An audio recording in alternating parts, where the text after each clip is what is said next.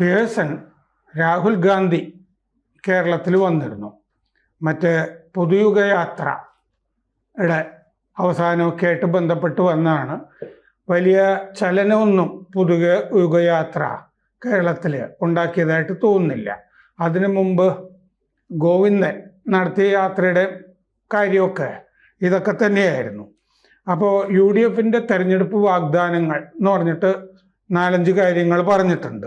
സ്ത്രീകൾക്ക് KSRTC ബസ്സിൽ സൗജന്യ യാത്ര, കോളേജ് വിദ്യാർത്ഥിനികൾക്ക് പ്രതിമാസം 1000 രൂപ, ഓരോ കുടുംബത്തിനും 25 ലക്ഷം രൂപയുടെ ആരോഗ്യ ഇൻഷുറൻസ്, ക്ഷേമ പെൻഷൻ 3000 രൂപയാക്കും, യുവജനങ്ങൾക്ക് സംരംഭങ്ങൾ ആരംഭിക്കാൻ 5 ലക്ഷം രൂപയുടെ പലിശരഹിത വായ്പ, മുതിർന്ന പൗരരുടെ ക്ഷേമം ഉറപ്പാക്കാനായിട്ട് പ്രത്യേക വകുപ്പ്.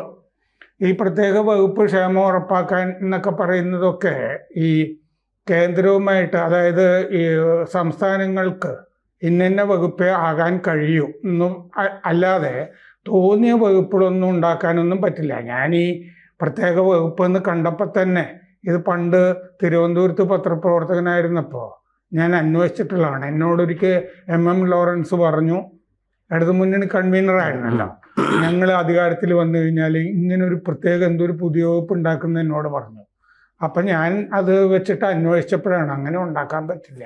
അല്ല, നമ്മളുടെ ഈ സംവിധാനം അനുസരിച്ച് central list, state list, concurrent list എന്ന് പറഞ്ഞ 3 ലിസ്റ്റാണ്. അതനുസരിച്ചല്ലേ കാര്യങ്ങൾ ചെയ്യാൻ പറ്റുള്ളൂ. അപ്പം ഞങ്ങൾ അത് ചെയ്യും എന്നൊക്കെ ഇങ്ങനെ പറഞ്ഞു ഇങ്ങനെ പോകുന്നു. മറ്റേ ശിവഗിരിയിൽ അദ്ദേഹം പോവുകയൊക്കെ ചെയ്തിരുന്നു. വോട്ട് ബാങ്ക് ലാക്കാക്കിയൊക്കെ ആയിരിക്കും പോയത്. അപ്പം ഞാൻ ശ്രദ്ധിച്ചത്, രാഹുൽ ഗാന്ധി സാധാരണഗതിയിൽ എന്തെങ്കിലും ഒരു പോഴത്തം പറയേണ്ടതാണ്.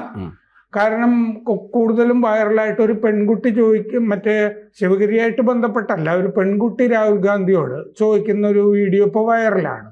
കാരണം ഈ ശാസ്ത്രരംഗത്തുള്ള വലിയ കുതിച്ചുചാട്ടങ്ങൾ എന്തുകൊണ്ടാണ് അത് പാഠ്യപദ്ധതിയിൽ വരാത്തത് എന്ന് പറഞ്ഞൊരു ചോദ്യം ചോദിക്കുമ്പോൾ ഇയാൾ ചോദ്യത്തിനല്ല ഉത്തരം പറയുന്നത്. RSSന്റെ സിദ്ധാന്തങ്ങളാണ് ഇപ്പോൾ പാഠ്യപദ്ധതിയിലുള്ളത് എന്ന് ഇങ്ങനെ നിരന്തരം പറഞ്ഞുകൊണ്ടിരിക്കുകയാണ്. കുട്ടി ചോദിച്ചത് എങ്ങനെ ഇത് സിലബസിൽ ശാസ്ത്രരംഗത്തെ തുടങ്ങിയ സംഗതിയൊക്കെ എങ്ങനെ കൊണ്ടുവരാമെന്നാണല്ലോ ചോദിക്കുന്നത്. അതേപ്പറ്റി ധാരണയില്ല. നമുക്കിവിടെ പ്രസക്തമാകുന്നത്, രാഹുൽ ഗാന്ധി പറഞ്ഞു ശ്രീനാരായണ ഗുരു ഒരു സന്യാസി ആയിരുന്നു. അപ്പം അതുകൊണ്ട് അദ്ദേഹത്തിനെ മാതൃകയാക്കിയിട്ടാണ് ഞാൻ വിവാഹം ചെയ്യാതെ ഇങ്ങനെ അവിവാഹിതനായിട്ട് തുടരുന്നത് എന്ന് രാഹുൽ ഗാന്ധി പറഞ്ഞു. അതായത് ശ്രീനാരായണ ഗുരുവിൻ്റെ ജീവിതത്തിനെ പറ്റി പ്രത്യേകിച്ചൊരു വിവരവും രാഹുൽ ഗാന്ധിക്ക് ഇല്ല എന്നർത്ഥം. കാരണം ശ്രീനാരായണ ഗുരു വിവാഹിതനായിരുന്നു, കാളി അമ്മ ആയിരുന്നു ഭാര്യ, കാളി ആയിരുന്നു ഭാര്യ. ഉണ്ണിയാറിൻ്റെ തന്നെ പ്രശസ്തമായ ഒരു ചെറുകഥയുണ്ട്, കാളി നാടകം എന്ന് പറഞ്ഞിട്ട് തന്നെ. ഈ അവരെ കേന്ദ്ര കഥാപാത്രമാക്കിയിട്ടുള്ള ചെറുകഥയാണ്. ഈ മലയാളത്തിലെ പ്രശസ്തമായിട്ടുള്ള ഒരു ചെറുകഥയുമാണ്. ഇതിലിപ്പോൾ തെറ്റൊന്നുമില്ല. കാരണം എന്താണെന്ന് വെച്ചാൽ പല സന്യാസിമാരും നമ്മളുടെ ചരിത്രത്തിൽ വിവാഹിതരായിരുന്ന സന്യാസിമാരാണ്. നമ്മൾ മറ്റേ ജമദഗ്നി എന്നൊക്കെ പറഞ്ഞിട്ട്, രേണുക എന്നൊക്കെ പറഞ്ഞിട്ടേ വലിയ മഹർഷിമാരെ പറ്റി നമ്മൾ പഠിക്കുമ്പോൾ തന്നെ ഗൗതമൻ തുടങ്ങിയ ആളുകൾക്കൊക്കെ ഇല്ലേ ഭാര്യമാരുണ്ടായിരുന്നു എന്നുള്ളത് നമുക്ക് കാണാവുന്നതേ ഉള്ളൂ. മക്കളില്ലേ? ഇപ്പോൾ ഋഷ്യശൃംഗനും വൈശാലി എന്ന് പറഞ്ഞ സിനിമ വളരെ പ്രശസ്തല്ലേ. ഋഷ്യശൃംഗൻ എന്ന് പറയുന്നത് സന്യാസിയുടെ മകനാണല്ലോ. അപ്പോൾ സന്യാസിമാർ വിവാഹിതരാകുന്ന ഒരു പൈതൃകമൊക്കെ നമുക്ക് ഹിന്ദു മതത്തിലുള്ളതാണ്. വിവാഹം അങ്ങനെ നിഷിദ്ധം ഒന്നുമല്ല. പക്ഷെ ഇദ്ദേഹം അങ്ങനെ ഒരു ദാമ്പത്യ ജീവിതത്തിന് നിൽക്കാതെ ശ്രീനാരായണ ഗുരു ആത്മീയ പാതയിലേക്ക് പോവുകയായിരുന്നു. നമ്മൾ വളരെ പ്രശസ്തനായിട്ട് പിന്നീട് കമ്മ്യൂണിസ്റ്റുകാരായിരുന്നവർ, P. ഗോവിന്ദപിള്ള, MN വിജയൻ, വിളിയം ഭാർഗവനൊക്കെ ശിഷ്യരായിരുന്നില്ലേ ആഗമാനന്ദൻ്റെ ആലുവയിൽ. ആഗമാനന്ദൻ വിവാഹിതനായിരുന്നു അതിനു മുമ്പ്, സന്യാസത്തിലേക്കൊക്കെ വരുന്നതിന് മുമ്പേ. അപ്പം ഇങ്ങനെ ശ്രീരാമകൃഷ്ണ പരമഹംസ, ഭാര്യ ശാരദ ദേവി ഇല്ലേ, ഇങ്ങനെ ധാരാളം അതുപോലെ തന്നെ നമ്മൾ അരവിന്ദൻ്റെ പോണ്ടിച്ചേരിയിൽ തന്നെ ഇങ്ങനെ ധാരാളം കഥകൾ നമ്മൾ ഈ ഭാര്യമാരുള്ള സന്യാസിമാരുടെ കേട്ടിട്ടുണ്ട്. പക്ഷെ ഇയാൾ ധരിച്ചത് ഇയാൾ അവിവാഹിതനാണ്. ഇയാൾ അവിവാഹിതനാണെങ്കിലും ഇയാളെപ്പറ്റി ധാരാളം ആരോപണങ്ങളുണ്ട്. ഇയാൾ പട്ടായയിൽ പോകുന്നു, മറ്റിടത്ത് പോകുന്നു, മറിച്ചിടത്ത് പോകുന്നു എന്നൊക്കെ പറഞ്ഞിട്ട് ആരോപണങ്ങളുള്ള ആളാണ്. പിന്നെ ബൊളീവിയക്കാരിയോ മോണിക്ക എന്ന് പറഞ്ഞിട്ടൊരു യുവതിയുടെ കൂടെ പണ്ട് കൊമ്മരകത്ത് വന്ന് താമസിക്കുകയൊക്കെ ചെയ്തിട്ടുണ്ട്. അതിനെതിരെ കൊണ്ടുപോയി ഒരു അച്ചായൻ ഹൈക്കോടതിയിൽ കേസൊക്കെ കൊടുത്തു. പ്രോമിസ്ക്വസ് ആണെന്ന് പറഞ്ഞിട്ടേ, വിവാഹം കഴിക്കാതെ ഒന്നിച്ച് താമസിക്കുന്നു എന്ന് പറഞ്ഞിട്ട് ഹൈക്കോടതി ആ കേസെടുത്ത് ദൂരെ കളയുകയും ചെയ്തു. പ്രായപൂർത്തിയായ ആളുകൾക്ക് ഒന്നിച്ച് താമസിക്കാന്നൊക്കെ പറഞ്ഞിട്ട്. അപ്പോൾ ഇയാൾ അവിവാഹിതനാണെങ്കിലും ഇയാളുടെ പശ്ചാത്തലം അത്ര നല്ലതല്ല രാഹുൽ ഗാന്ധി. അങ്ങനെ അയാള് ബ്രഹ്മചര്യം ഭാവിക്കുന്നു. ആര്? രാഹുൽ ഗാന്ധി. അയാൾ ബ്രഹ്മചര്യം ഭാവിച്ചിട്ട് അയാളുടെ ഈ അവിവാഹിത പദവി ശ്രീനാരായണ ഗുരുവുമായിട്ട് തട്ടിച്ചു നോക്കുന്നു, താരതമ്യം ചെയ്യുന്നു. ഇതെന്ത് ന്യായമാണ് പിയേഴ്സൺ? അതല്ല, ഇവിടെ ശ്രീനാരായണ ഗുരു സന്നിധിയിലും അല്ലെ ശിവഗിരിയിലൊക്കെ പോയിട്ട് എന്ത് രാഷ്ട്രീയമാണ് യഥാർത്ഥത്തിൽ രാഹുൽ ഗാന്ധി പറയേണ്ടതെന്ന് പറയുന്ന പ്രധാനപ്പെട്ട ഒരു ചോദ്യമുണ്ട് ശരിക്കും. അതിൽ എനിക്ക് തോന്നുന്നു വളരെ ലളിതവൽകൃതമായിട്ട് ശ്രീനാരായണ ഗുരുവിൻ്റെ ജീവിതത്തെ കാണുകയും അദ്ദേഹം സന്യാസിയായിരുന്നു, അതുകൊണ്ട് ഞാനും സന്യാസിയാണ് എന്ന് പറയുകയും ചെയ്യുന്ന ഒരു താരതമ്യമുള്ള. ഇപ്പോഴോ എനിക്ക് ഓർമ്മ വന്നേ, എൻ്റെ മനസ്സിലൊരു സന്യാസി ഉണ്ടെന്ന് പിണറായി വിജയൻ പറഞ്ഞല്ലോ. അപ്പൊ അതിനും ഒരു പ്രതികരണമായിട്ടായിരിക്കും പറഞ്ഞത്. ഞാനും അതുപോലെ തന്നെയാണ്. മാത്രമല്ല, ഞാൻ അതിൻ്റെ അകത്ത് കാണുന്നത് വളരെ ഗൗരവമുള്ള ഒരു രാഷ്ട്രീയം യഥാർത്ഥത്തിൽ ഈ ശിവഗിരിയുമായി ബന്ധപ്പെട്ട് പറയാവുന്നതാണ് ശരിക്കും. അതായത് കേരളത്തിലെ ഈ ഈഴവരടക്കമുള്ള പിന്നോക്ക വിഭാഗത്തെ സംബന്ധിച്ചിടത്തോളം അവർക്ക് എന്ത് പങ്കാണ് കോൺഗ്രസ് അധികാരത്തിൽ നൽകുന്നത്? എനിക്ക് തോന്നുന്നത് അവിടുത്തെ സ്വാമി ഈ കാര്യം വളരെ കൃത്യമായിട്ട് അവരോട് പറഞ്ഞിട്ടുണ്ട് എന്നാണ് ഞാൻ മനസ്സിലാക്കുന്നത്. കാരണം ഒരു കാരണവശാലും ഈ ഈഴവരെ നിങ്ങൾ ഉപേക്ഷിക്കാൻ പാടില്ല. കാരണം അവരെ അധികാരത്തിലേക്ക് വരുന്നതിന് വേണ്ടിയിട്ട് അവർ ജയിക്കാൻ സാധ്യതയുള്ള സീറ്റുകളിലവരെ മത്സരിപ്പിക്കുക എന്നാണ് യഥാർത്ഥത്തിൽ ശിവഗിരി മഠത്തിൻ്റെ ഒരു മെസ്സേജ് അതായിരുന്നു ശരിക്കും. ആ മെസ്സേജിനൊന്നും കൃത്യമായിട്ട് ഉത്തരം നൽകാനോ അതിനെ അഭിസംബോധന ചെയ്യാനോ രാഹുൽ ഗാന്ധി യഥാർത്ഥത്തിൽ തയ്യാറായിട്ടില്ല എന്നുള്ളതാണ്. കുറച്ചു കാലമായിട്ട് ഈഴവരുടെ അടക്കം നിൽക്കുന്ന വലിയ ഒരു പ്രശ്നമാണ് ഈ കോൺഗ്രസിൽ ഈഴവ സാന്നിധ്യം ഇല്ലാതാവുന്നത്. കഴിഞ്ഞ തെരഞ്ഞെടുപ്പിൽ ഒരു MLA ആണ് അവർക്കുണ്ടായത്, നമ്മുടെ സ്വന്തം നാട്ടുകാരൻ ബാബുഗിൽ. വേറെ ആരുമില്ല. അതായത് കോൺഗ്രസ് എന്ന് പറയുന്ന ഈ വലിയ പ്രസ്ഥാനത്തിൽ MLA ആയിട്ട് ഒരേ ഒരാളെ ഈഴവ വിഭാഗത്തിൽ ഉണ്ടായിരുന്നുള്ളൂ, അത് ബാബുവാണ്. അപ്പം ഇതെല്ലാം വെച്ചിട്ട് തന്നെയാണ് സ്വാമിജി ഇങ്ങനെ പറഞ്ഞതെന്നാണ് ഞാൻ മനസ്സിലാക്കി. പല സ്ഥലത്തും അത് അദ്ദേഹം പറയുന്നുണ്ട്.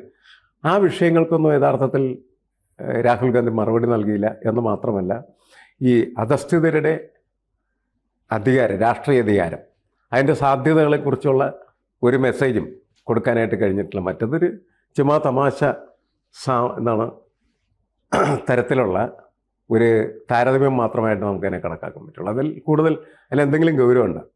കാളയമ്മയുടെ കാര്യമൊക്കെ അറിയാമായിരുന്നെങ്കിൽ ഇങ്ങനെ ഒരു താരതമ്യത്തിന് അധികം മുതിരാൻ സാധ്യതയില്ലായിരുന്നു എന്ന് എനിക്ക് തോന്നണല്ലേ. ഇല്ല, സാധാരണഗതിയിൽ രാഷ്ട്രീയ നേതാക്കളുണ്ടല്ലോ, ഇപ്പോൾ ഉമ്മൻചാണ്ടി ഇപ്പോൾ കാലടിയിൽ പോവുകയാണെന്നിരിക്കട്ടെ, കുറച്ച് പേരോട് അന്വേഷിക്കും ആരാണ് ശങ്കരാചാര്യർ എന്നൊക്കെ ചോദിക്കും. എന്നിട്ട് ഈ ഗ്രാസ്പിംഗ് പവർ എന്നൊക്കെ പറഞ്ഞത് ഇമ്മൻസ് ആണ് ഈ ഉമ്മൻചാണ്ടിയുടെയൊക്കെ. നമ്മൾ കാണുന്ന വലിയ രാഷ്ട്രീയ നേതാക്കളുടെയൊക്കെ കാര്യം അങ്ങനെ തന്നെയാണ്. ഞാൻ അടുത്ത് പെരുമാറിയിട്ടുള്ളവരൊക്കെ നമ്മൾ പറഞ്ഞു കൊടുത്തു കഴിഞ്ഞാൽ കാറിലൊക്കെ സഞ്ചരിക്കുമ്പോഴായിരിക്കും നമ്മളോട് ഇവർ സംസാരിക്കുന്നതൊക്കെ. ആ വേദിയിൽ കയറി അവർ ചിലപ്പോൾ നമ്മൾ പറഞ്ഞതിൻ്റെ അപ്പുറം വ്യാഖ്യാനിച്ച് പറയും. അപ്പോൾ ഇത് അന്വേഷിക്കണമല്ലോ, ആരാണ് ശ്രീനാരായണ ഗുരു. അപ്പോൾ ഈ പോഴൻ വിചാരിക്കുകയാണ് സന്യാസിയാണെങ്കിൽ അവിവാഹിതനായിരിക്കുന്നത്. ഇന്ത്യയുടെ ഹിന്ദുത്വ പാരമ്പര്യം ഞാൻ പറഞ്ഞില്ലേ, സന്യാസിമാരൊക്കെ വിവാഹിതരാണ് എന്നുള്ളത് പണ്ടത് അതുപോലും അറിയില്ല. സന്യാസി എന്ന് പറഞ്ഞാൽ വിവാഹിതനായിരിക്കും എന്നുള്ള പോഴൻ ധാരണയിൽ നിന്നുള്ള ഉദീരണം ആണ്, ജൽപ്പനം ആണ് ഇയാളീ നടത്തിയത്. അങ്ങനെയാണ് ഈ 5 ഗ്യാരണ്ടി എന്ന് പറയുന്ന സാധനം ഉണ്ടല്ലോ, എന്തായിരിക്കും അതിന്റെ ഇമ്പാക്ട് കേരളത്തിൽ? വല്ലതുണ്ടാക്കാൻ കഴിയുമോ? അതിനെന്ത് ഇമ്പാക്റ്റ് ആണ്? കാരണം എന്താണെന്ന് വെച്ചാൽ സാധാരണ ഇതിൽ ഇവർ ഈ തെരഞ്ഞെടുപ്പിന് മുമ്പ് മൻമോഹൻ സിംഗ് ഒക്കെ പോകുന്നതിന് മുമ്പേ ഈ മുസ്ലിം പ്രീണനത്തിന് വേണ്ടി കുറെ ഗ്യാരണ്ടി ഇങ്ങനെ പറയും.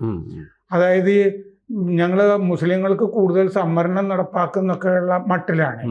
എന്നിട്ടിപ്പോൾ പൈലറ്റ് പ്രോജക്റ്റ് ആന്ധ്രയിലോ ഒക്കെ നടപ്പാക്കുമ്പോൾ സംഭവിക്കുന്നത് എന്താണെന്ന് വെച്ചാൽ 50% സംവരണം പാടുള്ളൂ.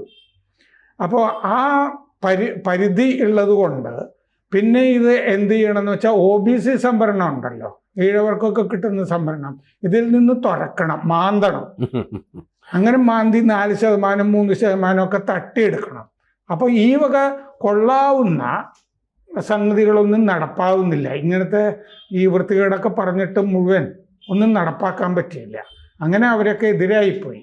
ഇപ്പോൾ കഴിഞ്ഞ തെരഞ്ഞെടുപ്പ് കാലത്ത് തന്നെ ഞങ്ങൾ ഇത്ര രൂപ തരും എന്ന് ഉത്തർപ്രദേശിൽ പറഞ്ഞില്ലായിരുന്നോ, ആ അഖിലേഷ് യാദവിൻ്റെ കൂടെ. പിന്നെ DCC ഓഫീസിൻ്റെ മുമ്പിലൊക്കെ ആളുകൾ ക്യൂ നിൽക്കാൻ പോയില്ലേ. ഇത് ഈ പെൺകുട്ടികൾക്ക് 1000 രൂപ കൊടുക്കും, സ്ത്രീകൾക്ക് ഇത്ര രൂപ കൊടുക്കുന്നൊക്കെയല്ലേ ഈ പറഞ്ഞിരിക്കുന്നത്. എവിടുന്ന് കൊടുക്കാനാണ്? കേരളത്തിൻ്റെ കയ്യിൽ 5 പൈസയില്ല. ഇതാണ് വാസ്തവം. ആകെ ഈ ഫിനാൻസ് കമ്മീഷൻ ശുപാർശ ചെയ്തതനുസരിച്ചിട്ട് 9,500 കോടി രൂപ കൂടുതലായിട്ട് ഇനി കിട്ടും. പക്ഷേ എത്രയോ ബാധ്യത കിടക്കുന്നു ഇല്ലേ. ഇപ്പം തന്നെ നമ്മുടെ കാന്തപുരത്തിൻ്റെ യുനാനി മെഡിക്കൽ കോളേജിന് എയ്ഡഡ് പദവി കൊടുത്തിട്ടാണ് പിണറായി വിജയൻ പോകാൻ പോകുന്നത്. കഴിഞ്ഞ മന്ത്രിസഭയിലെ തീരുമാനമല്ലേ. എന്നിട്ട് കാന്തപുരം ഉസ്താദിൻ്റെ അവിടെ മർക്കസിൽ പോയി കാണുകയും ചെയ്തു. ഞാനിങ്ങനെ ചെയ്തിട്ടുണ്ട് കേട്ടോ, വോട്ടിങ്ങോട്ട് വേണം എന്നുള്ളത്. ബാധ്യത എടുത്ത് വെക്കുകയാണേ. ഉസ്താദ് ശമ്പളം കൊടുത്തുകൊണ്ടിരുന്നതാണ്, അയാളുണ്ടാക്കിയൊരു സ്വകാര്യ മെഡിക്കൽ കോളേജ്. നമ്മുടെ നികുതി പണം എടുത്തിട്ട് ഉസ്താദിൻ്റെ യുനാനി കോളേജിന് ശമ്പളം കൊടുക്കാനുള്ള തീരുമാനം നടപ്പാക്കിയിരിക്കുകയാണ് പിണറായി വിജയൻ. ഇങ്ങനെ ബാധ്യതകൾ വോട്ടിന് വേണ്ടി എടുത്തു വെക്കുകയാണ്. അതുമാതിരിയുള്ള ബാധ്യതകളാണ് ഈ പറയുന്നത്. നടപ്പാവില്ലത്. 2000-ന് പകരം 3000 കൊടുക്കാന്ന് പറഞ്ഞാൽ ആളിന് വീഴില്ല എന്നർത്ഥല്ലേ? അതെ. ആശാ വർക്കർമാർക്ക് തന്നെ മര്യാദയ്ക്ക് കൊടുക്കേണ്ട പൈസ കൊടുത്തില്ല. എന്നിട്ടാണ് ഇപ്പം തന്നെ MP രാജേഷ് ശമ്പളം 2 വാങ്ങുന്നു എന്ന് പറഞ്ഞിട്ടൊരു ആരോപണം വന്നില്ലേ.